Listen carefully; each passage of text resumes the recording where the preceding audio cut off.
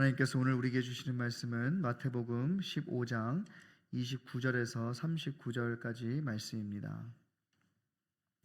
마태복음 15장 29절에서 39절까지 말씀, 우리 한 절씩 교독하겠습니다. 29절 말씀 제가 먼저 봉독합니다.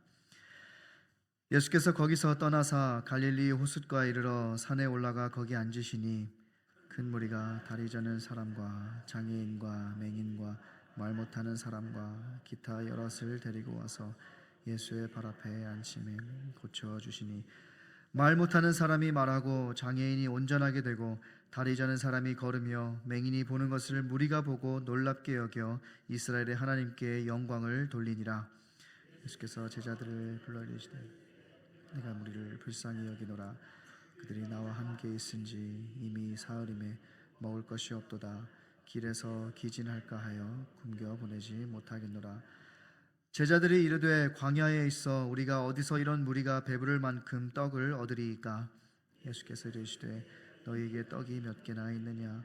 이르되 7개와 작은 생선 2마리가 있나이다 하거늘 예수께서 무리에게 명하사 땅에 앉게 하시고 떡 7개와 그 생선을 가지사 축사하시고 떼어 제자들에게 주시니 제자들이 무리에게 주매 다 배불리 먹고 남은 조각을 7광주리에 차게 거두었으며 어린이 외에 4,000명이었더라. 함께 보겠습니다. 예수께서 무리를 흩어 보내시고 배에 오르사 마가단 가시니라. 아멘. 오늘 본문의 말씀은 오병이어 사건과 흡사하지만 다른 칠병이어의 사건입니다. 물론 떡 개수의 차이, 또 음식을 먹은 인원, 또 남은 음식의 양 등등 다른 부분들이 있지만 이 상징적인 의미에서 우리가 이것을 보게 된다면 오병이어의 사건에서 남은 12광주리는 이스라엘 12지파를 상징하고 또 칠병이어의 사건에서 남은 7광주리는 성경에서 완전수를 이야기할 때 7을 사용하는데 예수님께서는 유대인뿐만이 아니라 이방인까지 모두 구원하기 원하시는 분이다라는 사실을 상징해 주고 있습니다. 그런 점에서 이 두 사건은 서로 다른 역사적 사건이지만 이 구원의 역사 속에 있는 그 하나님의 구원의 이야기, 인류를 구원하기 원하시는 하나님의 마음이 담겨져 있음을 보게 됩니다. 오늘 본문을 보면 먼저는 예수님께서는 병든 자들을 고치십니다. 다리 저는 사람, 또 장애인과 맹인, 말 못하는 사람을 비롯한 여러 병자들을 예수님께서는 고치십니다. 물론 지금도 이 육신의 질병이나 또 장애를 가지고 사는 것은 어려운 일입니다. 그래도 감사한 것은 요즘 시대는 이런 의료 시스템도 잘 되어 있고 또 의료 보험도 있어서 우리가 병원에 갈 수도 있고 또 치료를 받을 수 있는 그러한 기술들이 있고 또 그러한 사회 구조 속에 우리가 살아가고 있습니다. 그런데 당시 유대 사회에서는 지금과 같은 어떤 의료 시스템이나 또 복지 시스템 같은 게 없었기 때문에 병이나 장애를 얻게 되면 그 사람들은 그들이 저주를 받았다라고 생각을 하고 사람들에게 무시당하고 또 멸시당하고 또 버림당하게 되면서 그냥 올바른 평범한 사람처럼 살아가지 못하는 그러한 삶을 살아야 했습니다. 근데 지금 이러한 자들이 예수님의 발 앞에 앉아 있다라는 거예요. 여러분, 지금 이 사람들이 어떠한 마음으로, 어떠한 심정으로 지금 예수님 발 앞에 앉아 있겠습니까? 삶의 모든 것을 포기하고 싶은 그러한 순간에 자신들의 삶에는 어떠한 소망도 보이지 않는 모든 것들을 그냥 포기해버리고 싶은 아무것도 할 수 없는 자신의 연약한 모습을 보면서 낙심한 순간에 지금 그러한 마음을 가지고 또 그러한 모습을 가지고 주님 발 앞에 앉아 있는 거예요. 그러니 저들의 마음은 얼마나 갈급했고 얼마나 마음이 간절했겠습니까? 실제로 30절 말씀에 보면 예수님의 발 앞에 무리가 이 병자들을 데리고 와서 예수님의 발 앞에 두었다라고 말씀을 하고 있는데요. 이 예수님의 발 앞에 두었다라는 그 말의 의미는 그냥 단순히 어디에 앉았다라는 것을 그 위치를 우리에게 설명해 주고자 하는 것이 아닙니다. 이것은 예수님의 발 앞에 앉았다라는 것은 예수님께 모든 것을 맡긴다. 이제는 우리가 할 수 있는 것은 아무것도 없으니 주님 발 앞에 내 자신의 모든 것들을 내려놓습니다라는 신앙의 고백과도 같은 것이에요. 그 결과 어떻게 되었습니까? 31절 말씀에 보면 말 못하는 사람이 말하고 장애인이 온전하게 되고 다리 저는 사람이 걸으며 맹인이 보는 것을 무리가 보고 놀랍게 여겨 이스라엘의 하나님께 영광을 돌리니라. 할렐루야. 여러분, 이것이 바로 주님 발 앞에 나오는 사람들이 누리는 은혜요 축복인 것입니다. 이처럼 예수 그리스도 앞에 나오는 사람들은 어떠한 문제가 있든지 간에 그 문제가 해결받고 새로운 삶을 살게 되는 줄로 믿습니다. 여러분, 12해 동안 그 혈루증을 앓았던 여인을 한번 생각해 보십시오. 또 오늘 본문에 나오는 여러 가지 질병을 가진 그 병자들을 한번 생각해 보십시오. 12해 동안 혈루증을 앓았다는 것, 보지 못하던 맹인이 눈을 뜨게 되었다는 것, 벙어리가 말을 다시 하게 되었다는 것, 우리가 그냥 이 말씀을 그냥 말씀으로 대하고 있기 때문에 그랬나 보다 이렇게 우리가 그냥 듣고 넘어갈 수도 있겠지만, 여러분, 우리 가족 중에 만약에 이러한 일들이 일어났다고 한다면, 그러한 질병 가운데 있었는데 예수님의 발 앞에 앉았는데 이 모든 질병이 치유가 되었다면 여러분, 얼마나 놀랍고 정말 말로 할 수 없는 기쁨이 우리 가운데 있겠습니까? 근데 이 놀라운 기적에는 비밀이 담겨져 있어요. 그 비밀이 무엇인지 오늘 이 새벽에 나오신 여러분들에게만 특별히 알려드리도록 하겠습니다. 그것은 바로 저들 모두가 주님 앞에 나왔다라는 거예요. 바로 이들 모두 예수님과의 만남이 있었다라는 거예요. 오늘 말씀에 나오는 이 주인공들은 육적으로나 또 영적으로 망가질 대로 망가져 있는 그러한 상황이었지만, 이 모든 것을 아시는 주님 앞에, 또 모든 것을 해결해 줄 수 있는 그 주님 앞에 나왔음을 보게 됩니다. 그리고 각자가 가진 삶의 그 매임에서 풀려나기 위해서 주님 앞에 나왔고, 또 모든 질병이 치료받고 회복되는 경험을 하게 되었던 것이죠.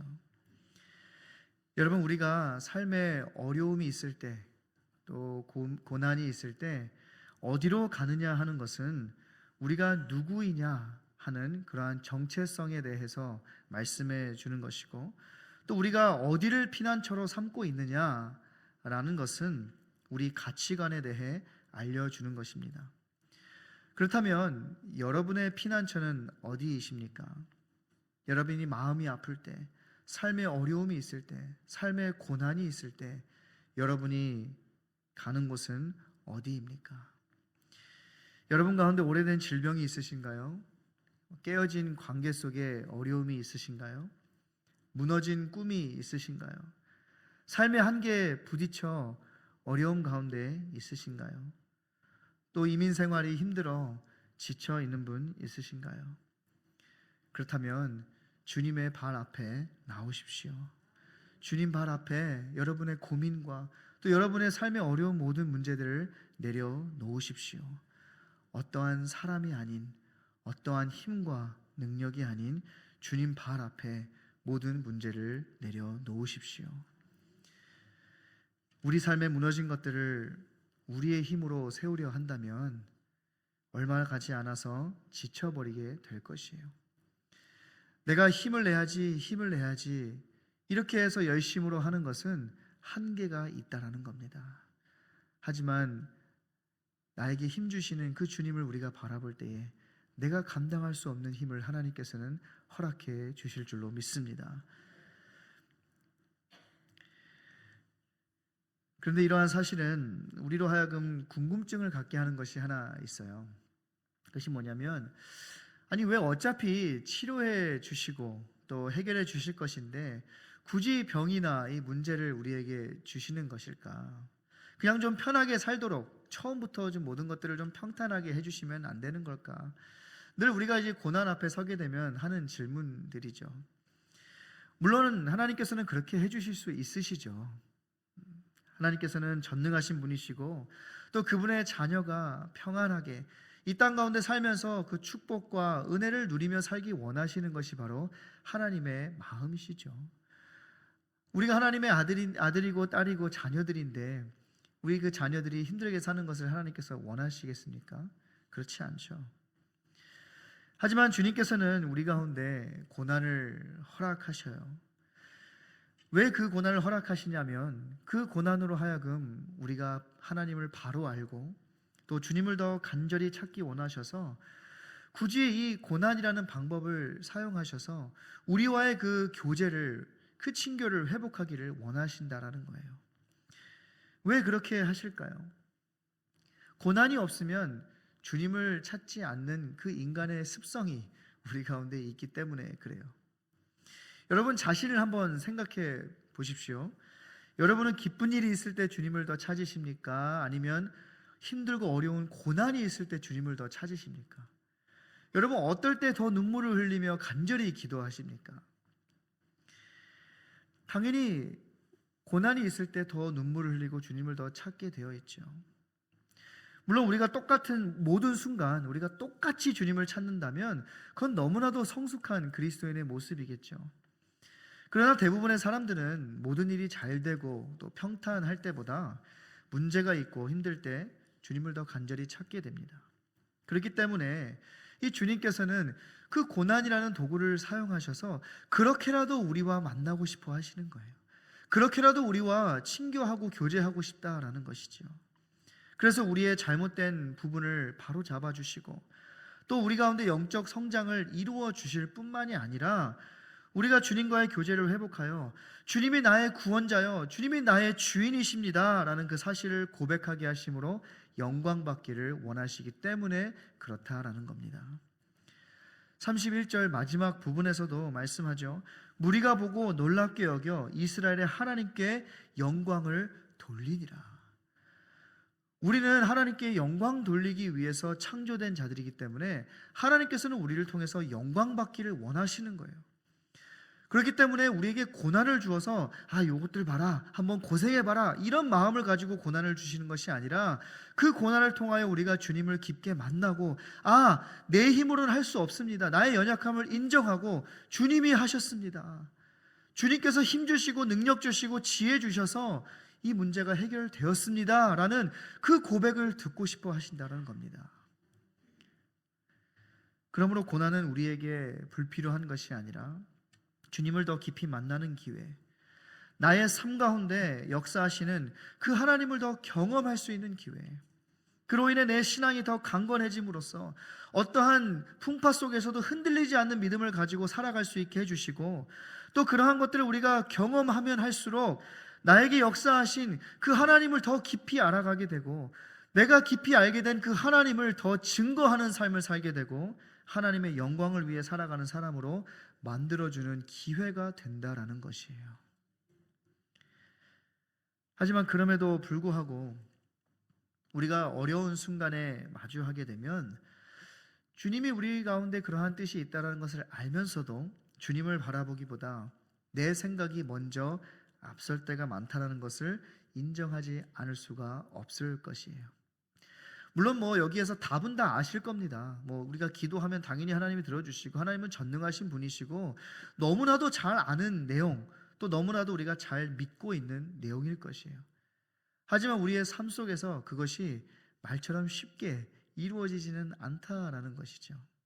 32절 이하를 보면 예수님의 제자들은 지금 방금 전까지 말 못하는 사람들이 말하는 기적을 보았고 보지 못하는 사람들이 보는 기적을 보았고 다리 저는 사람이 걸으며 참 여러 가지 이 기적들을 경험했음에도 불구하고 예수님께서 지금 저들이 자신과 사흘 동안 있어서 배가 고플 테니까 저들에게 먹을 것을 좀 주자라고 말씀하시는데 이 제자들의 질문을 한번 보십시오. 여기 광야에서 어디서 음식을 구할 수 있겠습니까? 라고 질문을 해요. 물론 한편으로는 저들의 질문이 틀린 것은 아닐 수 있습니다. 광야에서 말 그대로 어디서 음식을 구하겠습니까? 매우 논리적이고 실질적인 말이었죠. 그러나 저들이 지금 놓치고 있는 것은 아이러니하게도 예수님과 함께 있으면서도 저들이 놓쳤던 것은 바로 예수님이었어요. 제자들은 예수님께서 행하신 그 기적을 보았음에도 불구하고 자신들이 가진 그 떡 7개와 작은 생선 2마리를 가지고 그 기적을 행하실 수 있는 그 예수님을 바라보지 못했던 거예요. 여러분, 이러한 제자들의 연약한 믿음의 모습이 우리의 모습이 아닐까요? 하나님의 은혜와 하나님의 기적을 우리가 수없이도 경험했음에도 불구하고 내 기도가 응답되었던 것들을 경험했음에도 불구하고 여전히 우리는 삶의 문제 앞에서 주님을 바라보기보다 내 생각과 내 계산법을 주님 앞에 내세우고 있지는 않은지요. 우리가 임마누엘의 하나님을 믿는다라고 하면서도 우리 가운데 지금 내 마음속에 함께 하고 계시는 그 주님이 옆에 있음에도 불구하고 우리는 여전히 삶의 한계 앞에서 탄식하고 의심하며 두려워하며 살아가고 있지는 않은지요. 당연히 우리의 삶의 어려운 현실을 무시하기는 어렵죠. 그러나 우리가 한 가지 기억해야 할 것은 주님께는 불가능한 것이 없다라는 사실입니다. 우리 주님은 우리가 경험하는 그 어떠한 현실보다 크신 분이라는 사실이에요. 우리 주님은 어제도 오늘도 내일도 신실하신 분이심을 잊지 마시기를 바랍니다. 우리가 삶의 어려움 속에서도 오늘 믿음을 가질 수 있는 것, 또 우리가 내일의 미래의 소망을 가질 수 있는 것은 이전에 우리 가운데 베풀어 주신 하나님의 은혜가 있기 때문이에요. 예전에 응답하셨던 하나님께서 오늘 응답 안 하시고 내일 응답 안 하시고 그러지 않으세요. 어제 응답하신 주님께서는 오늘도 내일도 응답하시고 신실한 인도하심으로 또 신실한 은혜로 우리 가운데 역사해 주신다라는 겁니다. 그렇다면 여러분이 지금 주님의 발 앞에 내려놓아야 할 문제는 무엇이 있으신가요? 또 여러분이 들고 있는 주님께 드릴 수 있는 떡 7개와 또 생선 2마리와 같은 것은 무엇인가요? 그 문제 속에 함께하고 계시는 주님을 놓치지 마십시오. 오병이어의 그 기적을 일으키시는 주님께서는 칠병이어의 기적도 일으키실 수 있는 분이심을 믿으시기를 바랍니다. 그러므로 내 손에 들고 있는 삶의 문제가 주님의 발 앞에 놓여질 때에 내 손에 들고 있는 작은 기도와 예물과 섬김이 주님께 드려질 때에 하나님께서는 우리를 통해 놀라운 일을 행하실 줄로 믿습니다. 그러므로 내 기도가 얼마나 힘이 될까? 나 하나가 얼마나 큰 영향을 끼치겠어? 내가 가진 것이 얼마나 대단하겠어? 라고 생각하는 것이 아니라 우리 모두가 함께 마음 모아 주님 발 앞에 엎드려 은혜를 구하고 함께 섬기고 함께 꿈꾸고 함께 힘을 모으고 우리의 작은 것을 주님 앞에 함께 드릴 때에 모든 것을 주님의 손에 맡길 때에 하나님께서는 우리 가운데 있는 모든 문제도 해결해 주실 것이고 4,000명을 먹이시고도 7광줄이나 남게 하시는 풍성한 은혜를 우리 가운데 베풀어 주실 줄로 믿습니다. 그리고 그 음식을 이 제자들로 하여금 나누어 주게 하셨던 것처럼 저와 여러분을 통해 그리고 우리 교회를 통해 받은 은혜와 그 축복을 나누어 주고 또 흘려보내는 또 흘려보내고도 남음이 있는 그러한 축복의 통로로 우리를 사용해 주실 줄로 믿습니다.